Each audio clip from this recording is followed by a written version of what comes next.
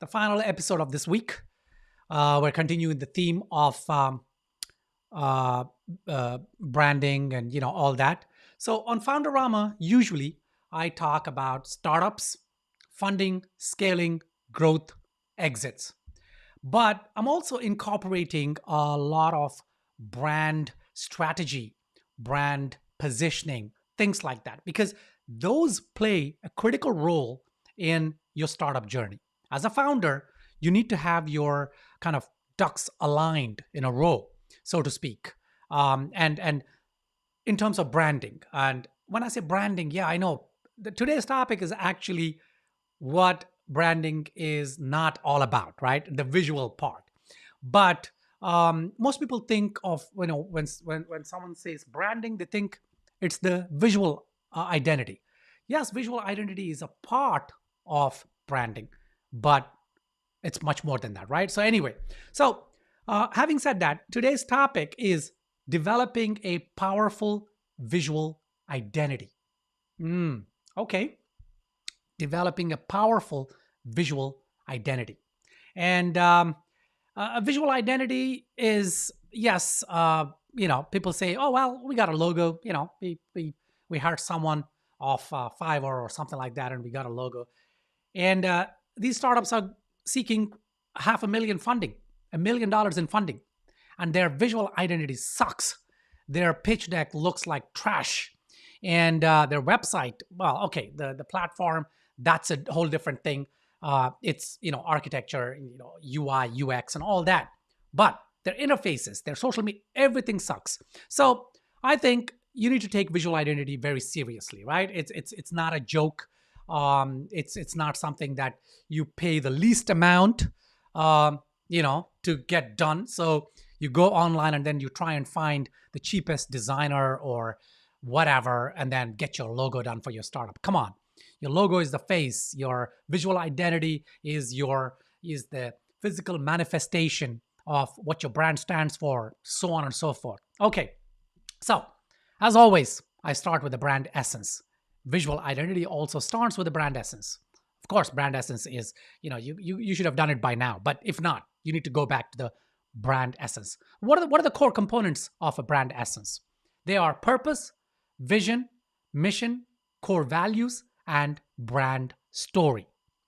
There are many other components too, but they're not core. Core are these because you need to have a purpose. You need to have a vision, mission, core values, and a brand story, right? These are the foundations of a successful brand. Because what happens is when you have um, your core elements laid out and they are set in stone, that means you've thought through them. They represent the authentic essence of your brand. Then you're setting up that great foundation, right? And for this example, I'm going to take a cliched kind of a brand, Starbucks. Okay, um, it's not my favorite coffee brand, but I do love its branding, the strategy, and I think it'll be a great example if we can take Starbucks as the brand example. So, what about Starbucks' viewpoint of their brand essence? Okay, so Starbucks says our creative expression spans the full spectrum of functional to expressive in both voice and design. Where each piece lands on the scale depends on where we're meeting our customer along their journey. Okay, so yesterday I was talking about customer journey, remember? And in fact, I did a separate episode on customer journey. Oh man, come on, my camera, what's going on? It's it's glitching. It's okay. So you can see here what Starbucks thinks about their brand essence, and you can see it here. It's the journey. It's the customer's journey that is important. Next, brand expression.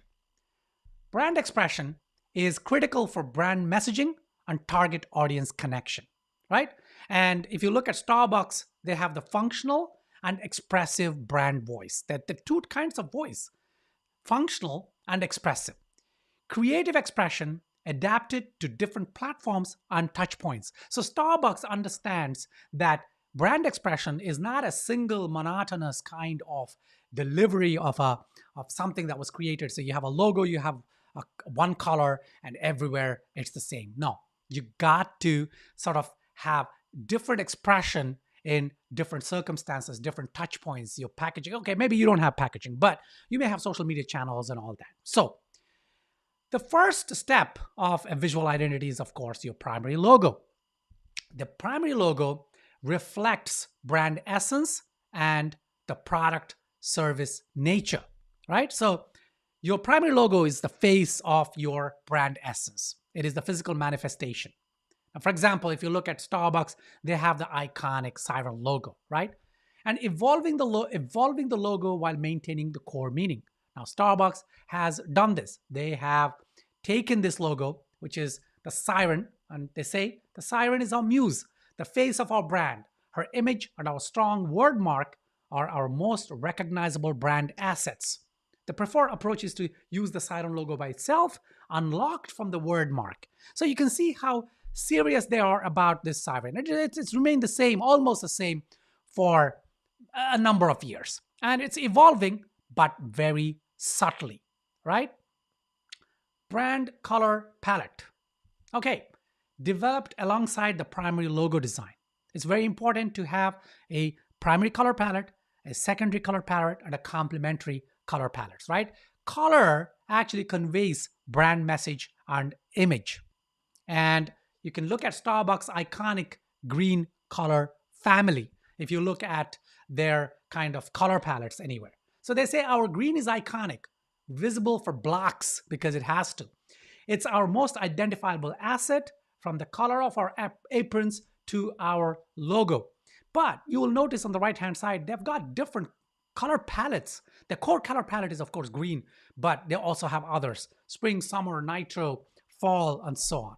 Okay, typography and fonts. These are an important part of your visual identity. They are crucial for brand identity, look, and feel. Don't get this wrong. Based on brand story and message, yes, even picking typography and the fonts and how they look and feel, the spacing between them, or the kerning, are they customized? Are they just off the shelf? Are they free fonts? If you've gone for a cheap logo designer or a brand agency, then yeah, they probably just used some random font without thought into how the font, has to be customized and all that. If you look at Starbucks, they use custom fonts and hand lettering because they're saying we're using three fonts with endless possibilities, right? Soda Sans, Lander, and Pike. And then they're slowly moving away from hand lettering, but they incorporate custom typefaces. So that's typefaces. That is pretty important. You need to understand, right? Next is the brand voice, functional and expressive, right? Brand voice is the importance of consistency of your brand message is reflected by your brand voice. Now, for instance, functional voice can be clarity, helpfulness, and information. By the way, this is Starbucks, for example, as an example. What is your functional voice? In here, it's clarity, helpfulness, information. Expressive voice could be storytelling, emotional connection, and brand passion.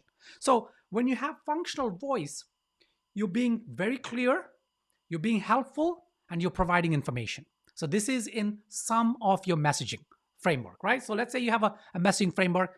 Some of your messaging has to be functional. Then in other places, it's expressive.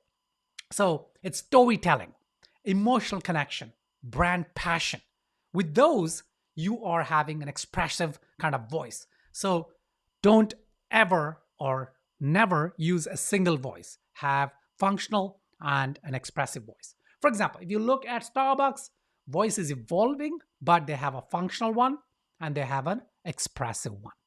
Okay, visual consistency, illustration and photography style. So establishing guidelines for illustrations and photography, very important. Very beginning. Okay, don't wait. Don't say, you know what? We're not in business yet, or we're not that popular. No, you got to do it at the beginning, at the first step. You will become popular because of that. No, I'm not kidding. Okay, trust me. I run a very successful branding agency. I'm a brand strategist, and we work with mom and pop all the way to ESPN, Target, the US Army. We designed a lot of stuff over the years, last 20, 25 years. So I know what I'm talking about.